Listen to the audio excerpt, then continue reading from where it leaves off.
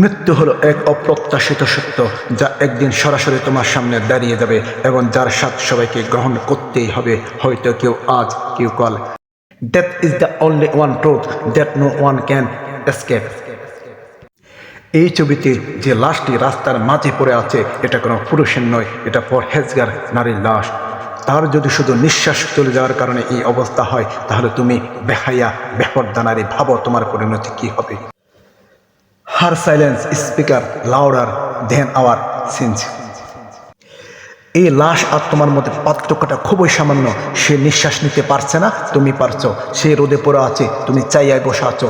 একবার ভাবো, তুমিও একদিন এমন শুয়ে থাকবে।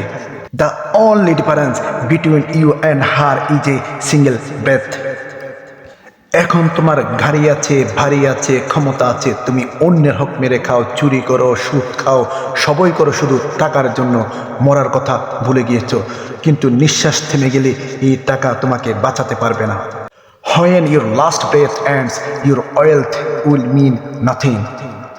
আল্লাহ তাআলা পবিত্র কোরআনে বলেন, কুল্লু নাফসি যায়িকাতুল মউত, প্রত্যেক প্রাণীকেই মৃত্যুর স্বাদ গ্রহণ করতে হবে। সেদিন তোমার সম্পদ, গাড়ি, স্ত্রী কিছু থাকবে না। তোমার জামাও বিশ্বাসঘাতকতা করবে, খুলে ফেলা হবে। তুমি একা শুয়ে থাকবে মাটির নিচে নিঃসঙ্গভাবে। তখন ফিরতে চাইলেও আর সুযোগ পাবে না।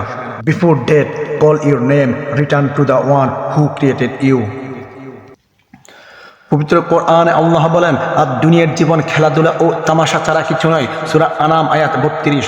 পবিত্র কোরআনে অন্য আয়াতে বলা হয়েছে, যে ব্যক্তি দুনিয়া ও তার জৌলস কামনা করে, আমি সেখানে তাদেরকে তাদের আমলের পুরোপুরি দিয়ে দেই এবং সেখানে তাদের কম দেওয়া হবে না। সূরা হুদ আয়াত 15।